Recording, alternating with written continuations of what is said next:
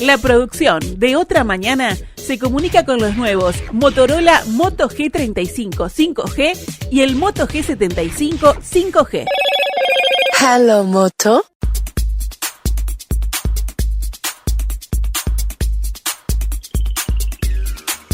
En los últimos compases de la administración que termina, el Instituto Nacional de Estadística está presentando varias novedades.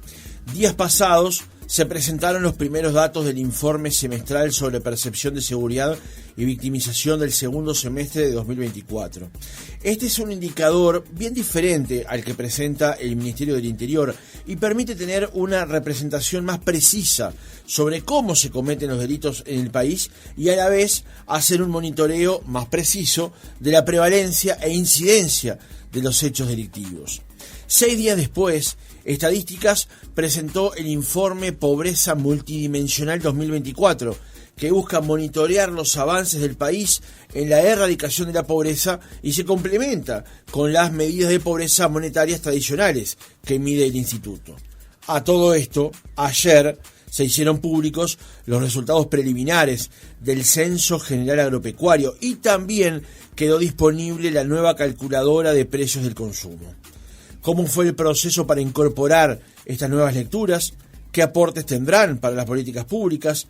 ¿Cómo se cierra esta gestión en el INE? Lo conversamos en nuestra entrevista central con Diego Aboal, saliente director del Instituto Nacional de Estadísticas. Francisco Morales, Otra Mañana. Aboal, ¿cómo le va? Buenos días, gracias por acompañarnos. Buenos días, un gran gusto estar acá nuevamente, ya en los últimos 3 días de esta gestión. Así que bueno, y muy contentos con varios de los productos que estamos lanzando, que se suman a los que ya hemos lanzado en años anteriores y que creo que van a generar un montón de estadísticas que van a ser bien relevantes para adelante. Yo creo que 2 de los informes que mencionaste son extremadamente importantes. El de victimización, por una parte, y luego lo que tiene que ver con la pobreza multidimensional, ¿no? Yo creo que esos 2 informes son bien importantes. El primero resuelve un problema de larga data en el país, donde había mucha discusión sobre los números generados por el Ministerio del Interior. Yo creo que no tanto porque tuvieran problemas, sino porque, bueno, obviamente, digamos, la gestión de alguna forma también se evalúa en base a esos números y estaba dentro del Ministerio del Interior. Es probable que, además, digo, para ir comenzando con estos temas, el informe de percepción de seguridad y victimización hable menciones sobre el tema de seguridad, pero mira cosas diferentes. Claro. Mira cosas diferentes. Claro. Y de ahí la diferencia o la complementariedad que tiene con los datos que presenta el Ministerio del Interior. Claro. ¿Lo podemos presentar de esa manera? Sí, es efectivamente así.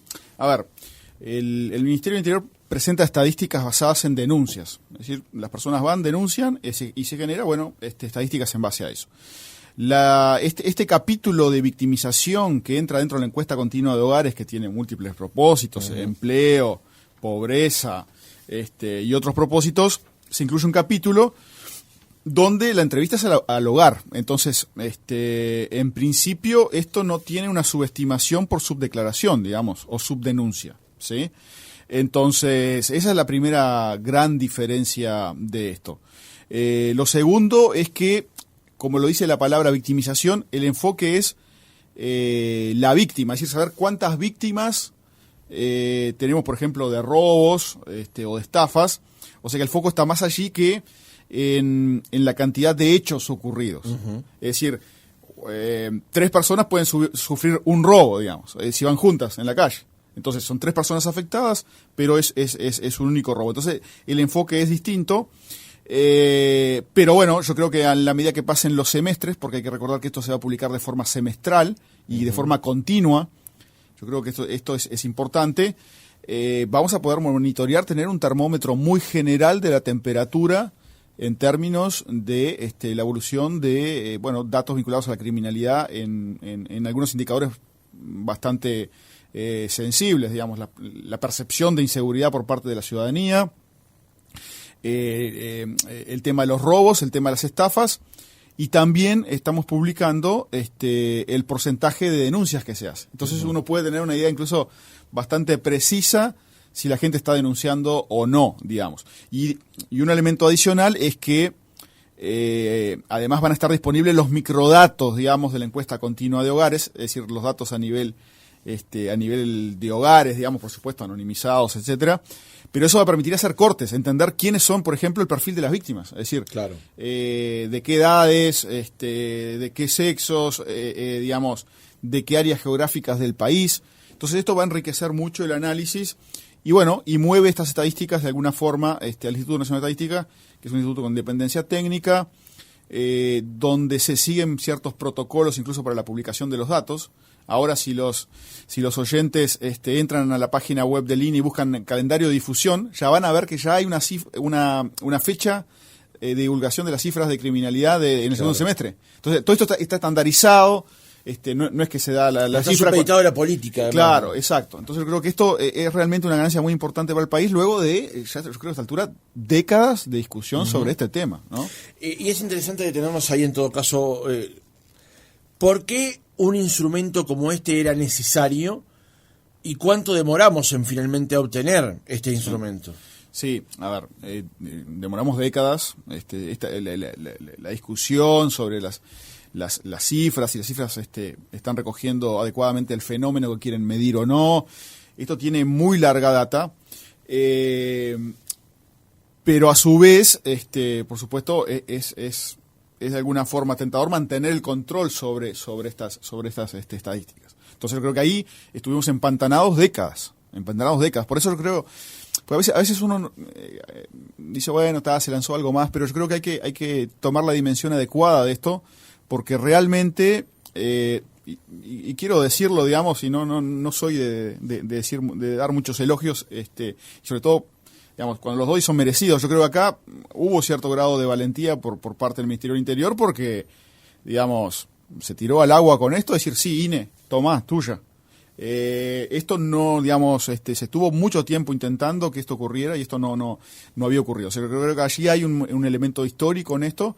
Y yo diría más, yo creo que incluso las cifras macro, ¿no? Las cifras macro basadas en denuncias, yo creo que deberían moverse al INE también. Por supuesto, digamos, el observatorio o el Departamento de Estadísticas del Ministerio del Interior tiene muchísimo trabajo para hacer, digamos, porque genera mucha información y análisis y demás. Pero las estadísticas macro, cantidad de abigeatos, cantidad de, de los delitos que sean, macro, para monitorear el termómetro, digamos, yo creo que sería bueno que se moviera el INE en el futuro como un paso adicional. Y luego, ya está. O sea, con eso, por supuesto, eso implica cierto riesgo para el INE. Algunos institutos lo hacen, por ejemplo, en Irlanda, el Instituto de Estadística de Irlanda lo hace. Pero claro, digamos, el INE no va a tener control sobre el sistema de registro de los delitos. Entonces ahí siempre va a haber una cierta tensión porque eso está fuera de el ámbito del INE. No va a ser el que va a producir la cifra en la base. Incluso es una cosa interesante, el Instituto de Estadística de Irlanda, lo que hace es publica las cifras basadas en denuncias y publica con una especie de color a donde le otorga la confianza que le tiene semestre a semestre, porque claro. porque digamos puede haber variación en eso por cosas que no están en el control. Pero yo creo que de todas formas eso definitivamente movería y además estandarizaría, porque digamos cuando entra al instituto hay fechas previsibles de publicación, claro. Los informes se presentan siempre de la misma forma, habría ganancias. No hay cortes caprichosos de los datos, digamos, que 2 meses, que 3 meses, que contra el año tal, contra el año cual. Exacto, siempre es la misma forma, etcétera. Entonces yo creo que, digamos, el siguiente paso, y si tuviera que dar una sugerencia a 3 días de irme, digamos, sería muy bueno verlo en algunos años, que también las cifras basadas en denuncias, con efectos, con objetivos estadísticos macro, también tal vez se muevan a la línea, ¿no? Quería introducir un par de preguntas más con respecto a este informe sobre percepción de seguridad y victimización y sobre todo anclar en la primera parte de la frase. Dice, en el segundo semestre de 2024 a nivel de percepción de seguridad, sí, al caminar sola por su barrio en la noche, el 9,9% de la población manifestó sentirse muy seguro, el 48,1% seguro, el 34,5% inseguro y el 7,5% muy inseguro. A este dato, a este nivel de percepción, sí, a este barrido, llegamos porque esta información la extrajo el INE. Sí. Nunca íbamos a llegar a estos datos por el observatorio porque no hace esa tarea. Claro. Nunca íbamos a tener la percepción de seguridad de la gente de otra manera que no fuera de esta. Exacto. Esto solo se puede hacer a partir de encuestas de este estilo, y efectivamente lo que ha dado es que el 58%, digamos, cuando camina solo de noche por su barrio, se siente seguro o muy inseguro, versus un 42% que se siente inseguro o muy inseguro. Y estas cifras son posibles gracias a que se entrevista a los hogares, y en una encuesta además, que hay que decirlo, tiene una representatividad nacional. Claro. Entonces, nosotros acá tenemos en el orden de unas 2.000 entrevistas mensuales, o sea que estamos hablando de cerca de unas 12.000 entrevistas en el semestre. Estos datos son para el segundo semestre del 2024 y cubrimos absolutamente todas las áreas del territorio nacional, incluso zonas rurales, absolutamente todos los barrios. Entonces yo creo que esto realmente es información muy, muy potente, ¿no? Por eso, pero quería además subrayarlo, Aboal, porque durante muchos años hablamos de la sensación térmica sobre la seguridad en Uruguay. Independientemente, los delitos bajan, o mejor dicho, las denuncias bajan, las denuncias caen, suben, los homicidios son más, son menos, pero siempre había una sensación térmica con respecto a la seguridad. Ahora lo que tenemos es un dato real con respecto a la percepción que tiene la ciudadanía. Correcto. Es un dato importante, relevante. Sin dudas, yo creo que, seguramente esta estadística con el pasar de los semestres va a ser una de las que va a ser monitoreada, porque, por supuesto, como lo hace también la encuesta, se pregunta por el tema robos, el tema estafas, pero también es importante la sensación o la percepción de seguridad o no, porque esto en definitiva hace al bienestar de la ciudadanía. Claro. Entonces, si yo me siento inseguro, ya no estoy lo suficientemente cómodo para salir de mi casa, y eso tiene consecuencias en el bienestar de las personas. Entonces, más allá del hecho duro, también la percepción, que a veces está basada en el hecho duro y a veces en otras cuestiones del contexto del barrio, etcétera, va a ser un indicador importante a seguir, a monitorear, y seguramente incluso ser parte de las políticas públicas, porque una vez que estos indicadores se comienzan a publicar, y ustedes los periodistas a mencionarlo y a preguntar sobre ellos, seguramente van a ser objeto de la política pública, y eso es positivo para la ciudadanía, ¿no? Ahora pasemos al otro universo de lo que le planteamos en la entrevista, con respecto a este informe sobre pobreza multidimensional 2024. Primero, ¿qué es lo que intenta ocultar este informe? Sí, bueno, como ustedes saben, lo que hemos publicado siempre, y que aprovecho a decir, seguiremos publicando hacia adelante, es la pobreza basada en el método del ingreso. ¿Qué significa? Bueno, uno compara el costo de una canasta básica de alimentos y otros productos, ¿no? Y si el ingreso del hogar supera el costo de esa canasta, no es pobre, y si el hogar, su ingreso no supera el costo de esa canasta, es pobre. Básicamente es eso. O sea, compara el ingreso con la capacidad de compra de ese ingreso con una canasta básica. ¿Está? Que está bien, pero, por supuesto, el concepto de privaciones, ¿no? De privaciones o de pobreza, puede ser definido, puede tener en cuenta otras dimensiones, ¿no? Entonces, lo que hace el índice de pobreza multidimensional es decir, en realidad hay otros factores más de base, más duros, que no necesariamente el ingreso lo capta. ¿Tá? Entonces, allí tenemos cuestiones vinculadas a algunas características de las personas o de las viviendas donde viven que son relevantes. Por ejemplo, si vivimos en una vivienda que se inunda cuando llueve, o una vivienda que tiene techos de materiales precarios, o una vivienda que tiene piso de tierra, o una vivienda que tiene problemas de materialidad en algunos otros elementos, o una vivienda que no tiene acceso al saneamiento, o incluso características de las personas, o sea, personas con niveles educativos muy bajos, o que trabajan en trabajos donde no tienen cobertura de seguridad social, o se trabajan en la informalidad. Bueno, todos estos son elementos que condicionan la capacidad de que los individuos tengan una vida plena, digamos, ¿no? Son elementos que son determinantes de la capacidad de tener una vida plena. Por tanto, y son elementos más duros que condicionan todo el resto de la vida. Porque si yo tengo baja educación, si yo tengo un trabajo informal, por arriba vivo en una vivienda precaria, estoy en una condición, digamos, de vulnerabilidad muy, muy fuerte. Aún cuando tenga un trabajo, digamos. Entonces, y capaz que mi ingreso levemente supera la canasta. Puedo comprar una canasta básica de alimentos y otros productos, pero estoy en una condición, de alguna forma, agarrado agarrado de un pincel, digamos. Me puedo caer en cualquier momento. Entonces, estos elementos son más duros y son los que van a permitir tener una visión más integral del fenómeno. Uh-huh. Nosotros lo que hicimos fue, a partir de un proceso de mucha discusión, este trabajo estuvo siendo hecho a partir del 22 hasta el 24, y aprovecho a decir que, otra vez, esto llena un vacío de décadas en Uruguay en el que se buscó tener algo como esto, y, por supuesto, esto es un elemento sensible, digamos. Es decir, por eso, digamos, quiero destacar también que cuando ocurren estas cosas hay cierto elemento digamos, de valentía en generarlo, porque genera una visión que, bueno, no necesariamente, digamos, si bien refleja la realidad, no necesariamente es algo que digamos, que se haya estado siempre de acuerdo en generarlo. Entonces, lo que se hace es se categoriza los indicadores. Hay 15 indicadores que tienen que ver con educación, indicadores que tienen que ver con el mercado laboral, indicaciones que tienen que ver con las condiciones de la vivienda, indicadores que tienen que ver con el acceso de servicios por parte de la vivienda, por ejemplo, saneamiento, y condiciones de seguridad social o protección social. Entonces, hay 15 indicadores. Si 4 de ellos están por debajo de un nivel mínimo, se considera que el hogar es pobre, ¿no? Entonces, se mira uno a uno de los hogares que nosotros encuestamos durante el año y lo clasificamos en pobre o no, de acuerdo a si 4 o más de estos indicadores no superan valores mínimos aceptables, ¿no?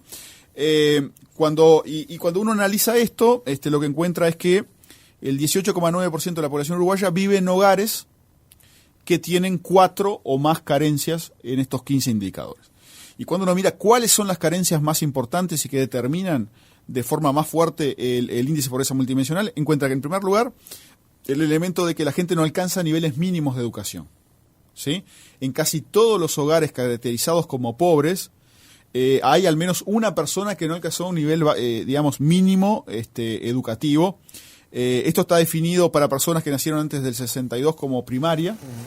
Los que nacieron entre el 62 y el 94, 9 años de educación, y los que nacieron después del 94, tener secundaria completa.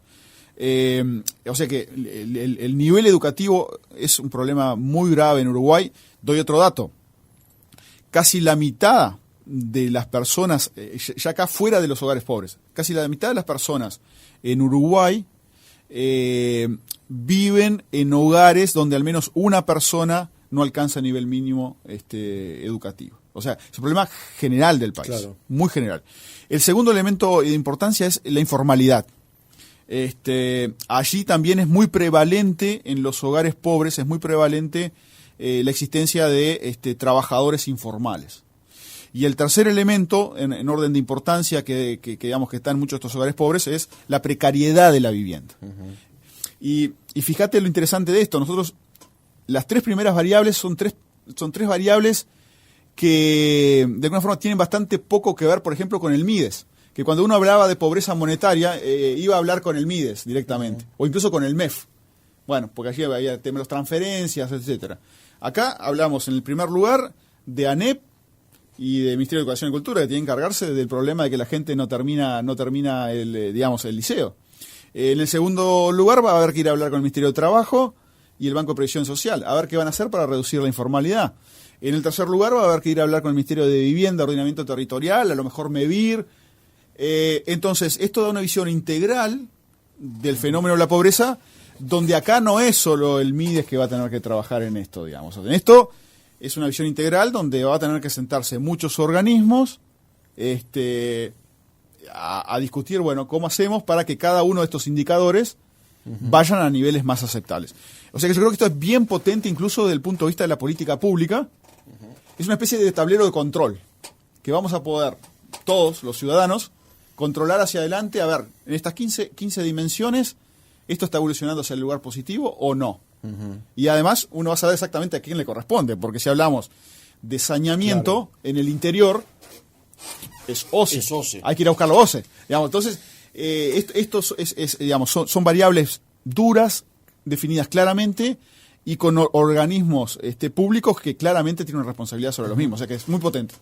Vamos a ir por partes, porque esto es demasiado rico como para abordarlo rápidamente, digamos. Lo primero es, para un país que se entiende chico, para un país que se entiende pobre, establecer 4 de 15 ¿no es demasiado exigente? Bueno, a ver, uno 4 valores sí. de 15 que transformen a ese hogar en un hogar pobre. Vamos a fundamentar mejor la pregunta. Claro. A ver, uno puede ser más o menos laxo en la definición. Sin embargo, fíjate que los primeros 3 elementos que están explican en realidad un 43,5% del índice de pobreza multidimensional, son estos 3. Son 3 variables bien relevantes, ¿no? O sea, estamos hablando de materialidad de la vivienda, estamos hablando de trabajadores que trabajan en la informalidad y no tienen ninguna red de protección si se caen, y estamos hablando de indicadores sobre niveles que no alcanzan a niveles mínimos de educación y por lo tanto condicionan el trabajo que vas a encontrar y condicionan todas tus oportunidades en la vida. Entonces, y son 3, y tienen que estar en al menos 4 para ser categorizados como pobres. Entonces, es un nivel, digamos, creo que adecuado para reflejar realmente las privaciones de los hogares uruguayos, ¿no? Cuando se compara, se chocan los datos del índice de pobreza multidimensional versus el índice de pobreza medido por ingresos, sí. ¿Qué es lo que arrojó? Bueno, nosotros hicimos esta comparación para el año 2023 porque el dato de pobreza por ingreso todavía no está publicado, se publica dentro de un mes. Pero cuando hicimos la intersección del IPM del año 23, que estaba más en el orden de un 20%, con la pobreza monetaria, que allí estaba en el orden del 10%, encontramos que hay un 7,4% de la población uruguaya que vive en hogares que es pobre porque no puede comprar esta canasta básica y también porque digamos, tiene 4 o más carencias. O sea que un 7,4% de la población podríamos decir que es un núcleo duro de la pobreza donde son pobres bajo los 2 indicadores. ¿Tá? Después hay en el orden de un 13% adicionales que son pobres multidimensionales, pero no son pobres, o sea, son capaces de comprar una canasta básica de alimentos y de otros productos.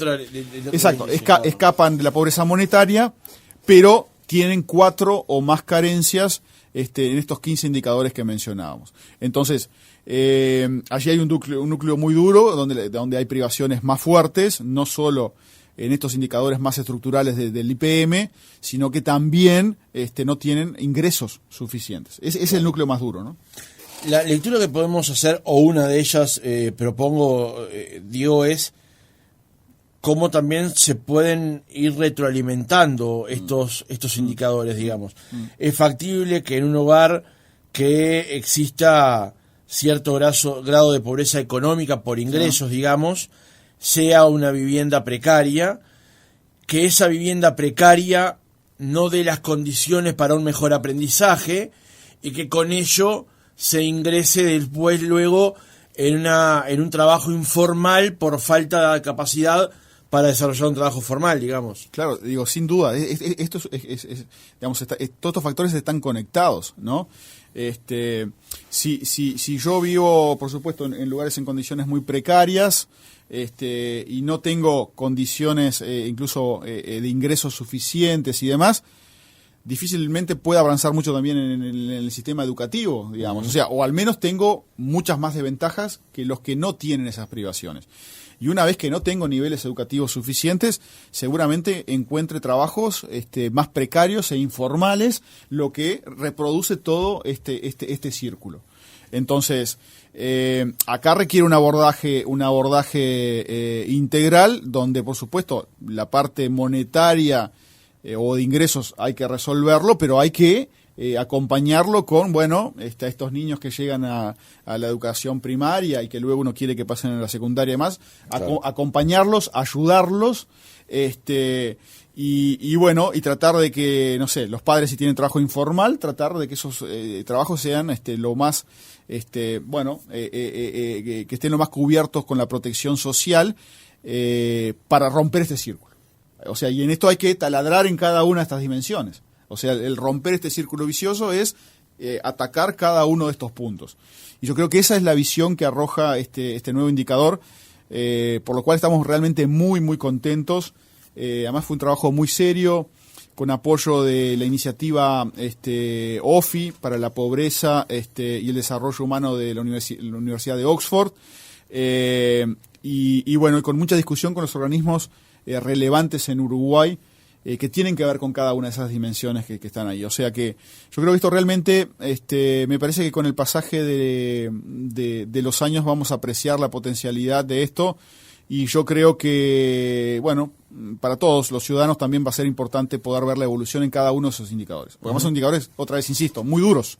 O sea, no son percepción, no son, digamos, esto es o terminás el liceo o no terminás el liceo.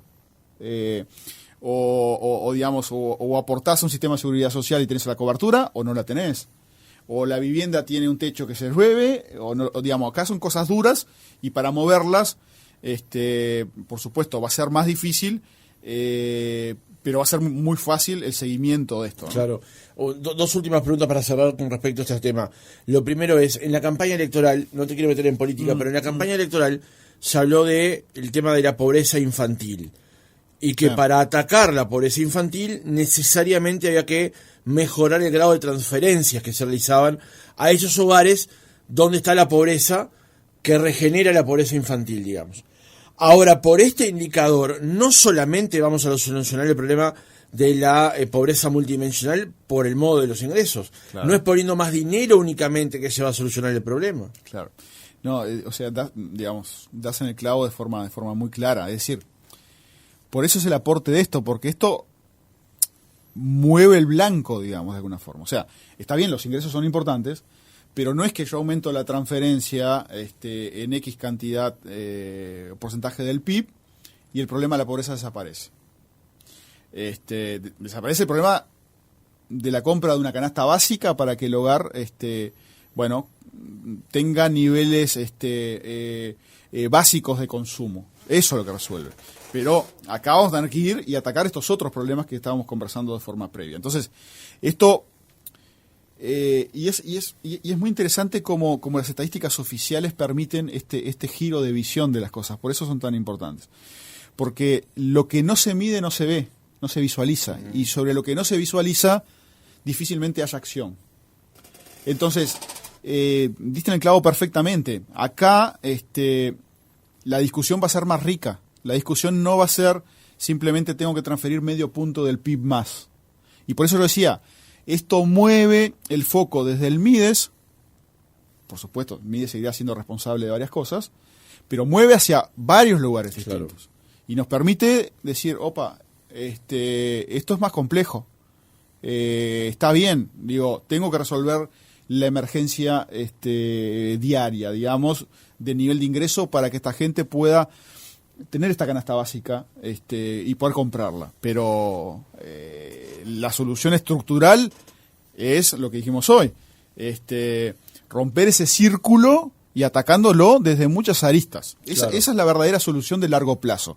Entonces, el que tengas un índice de pobreza multidimensional que te ayude eso, no sé, habría que valorarlo, cuánto vale eso a un país. Yo creo que vale muchísimo. Una última pregunta para cerrar el tema, que además involucra probablemente otra losa más a eso que hay que romper.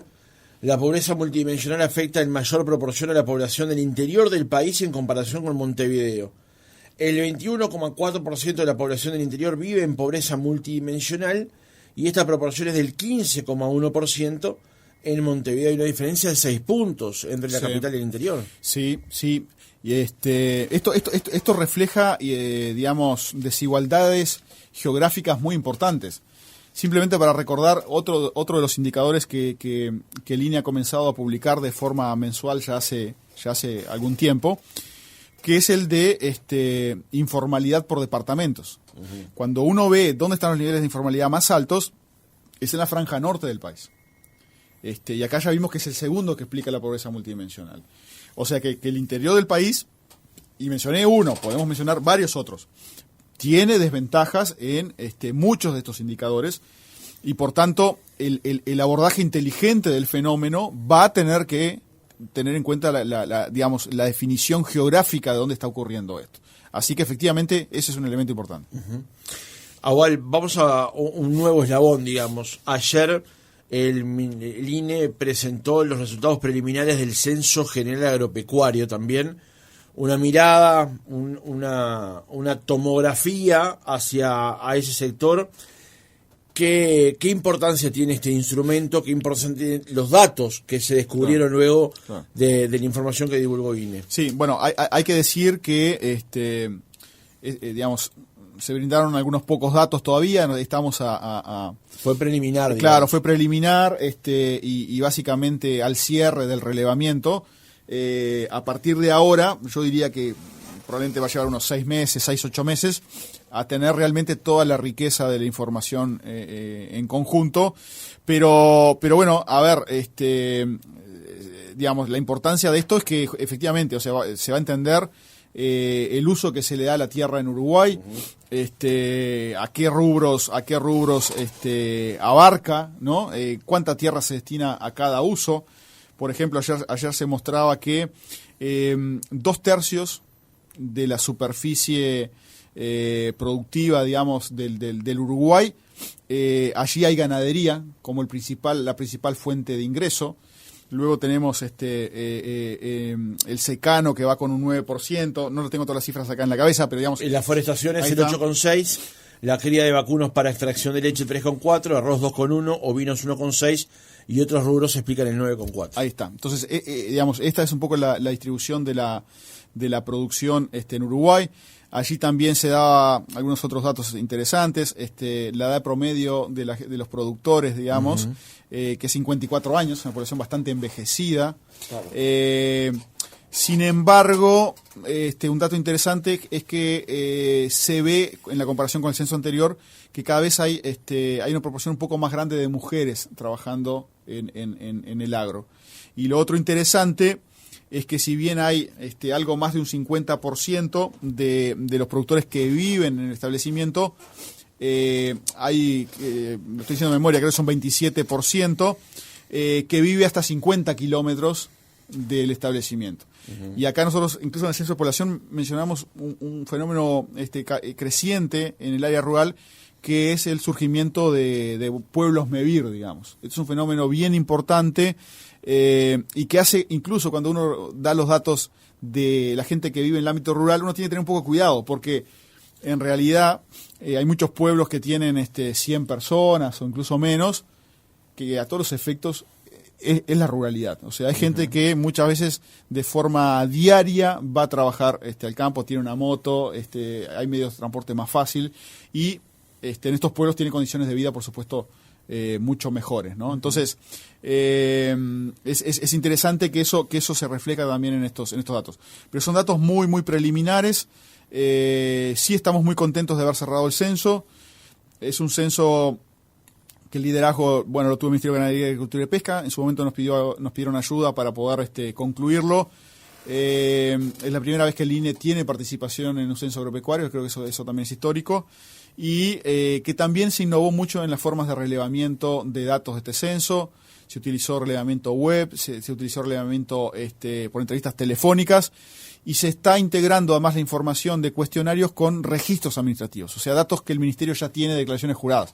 Todo esto es muy nuevo. De hecho, hoy la gente del Ministerio de Ganadería, Agricultura y Pesca está participando en un evento de FAO, donde estaba mostrando la experiencia de Uruguay, porque a FAO le resultó muy interesante el cambio en la forma de relevamiento de los datos, que es mucho más moderna que ir al establecimiento con todos los problemas que estos tienen, ¿no? Para cerrar este tema, porque como decía Agual, son datos muy preliminares, se advierte cómo la cría de vacunos es lo que domina el Uruguay desde el comienzo de sus tiempos, realmente. Sí, creo ¿no? que cerca de 11 millones de cabezas de vacunos. Exactamente. Sí. Pero me llamó mucho la atención, porque aquí en el programa nos hemos encargado de difundir esto, que la forestación cubre el 8,6% Sí. de las explotaciones, cuando se encamina a ser el sector que más exporta por volumen y por dinero, digamos, ¿no? Cómo también eso ha ido cambiando el diagrama de las exportaciones de Uruguay, ¿no? Sí. Es así. Digamos, si vamos, no sé, 40, 50 años atrás, lo forestal no era un elemento relevante en el país.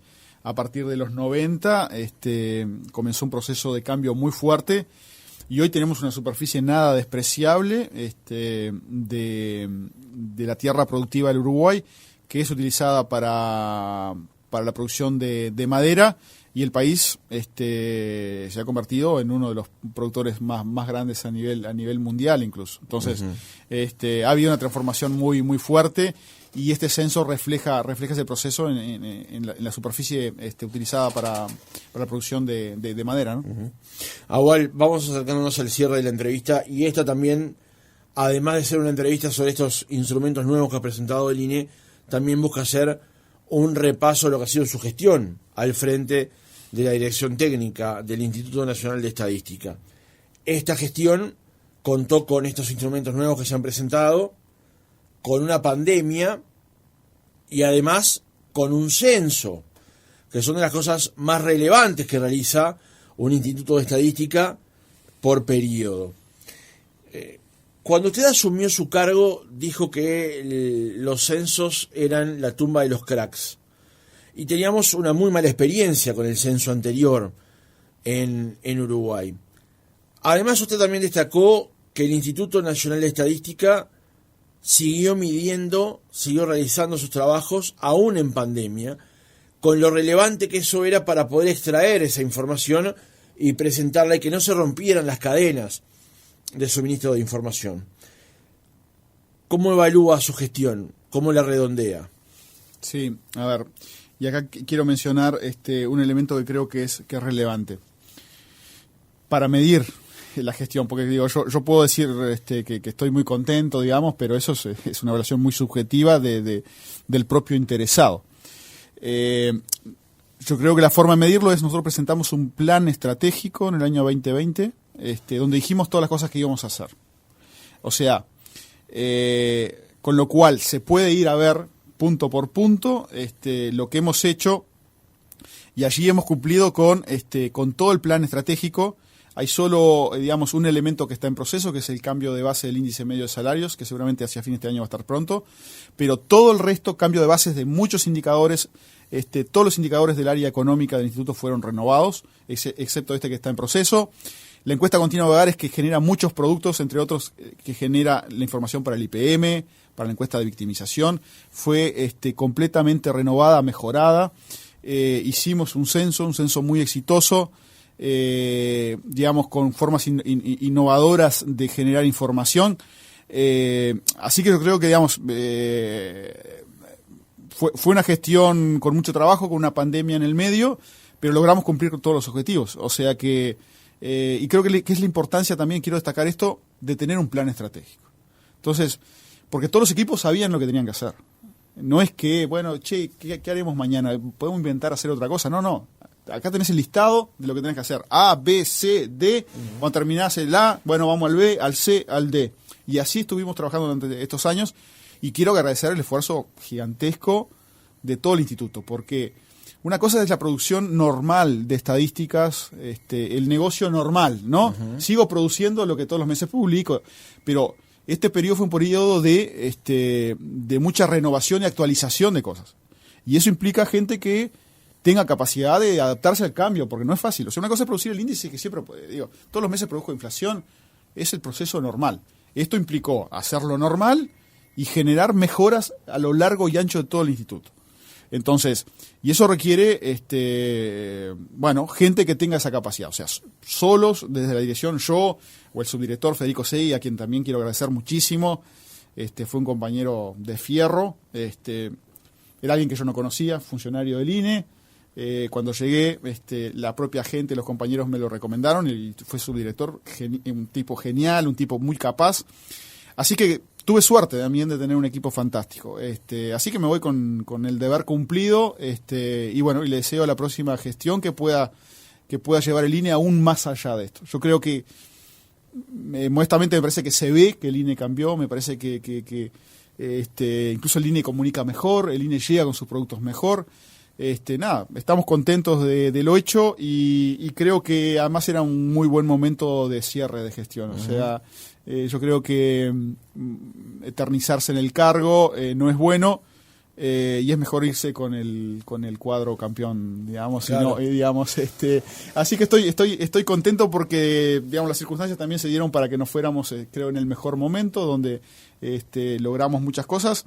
Y ahora vendrá un nuevo director, seguramente con nuevas energías, y estoy seguro que valorará lo que se hizo y construirá sobre eso hacia adelante. Así que, estoy muy contento.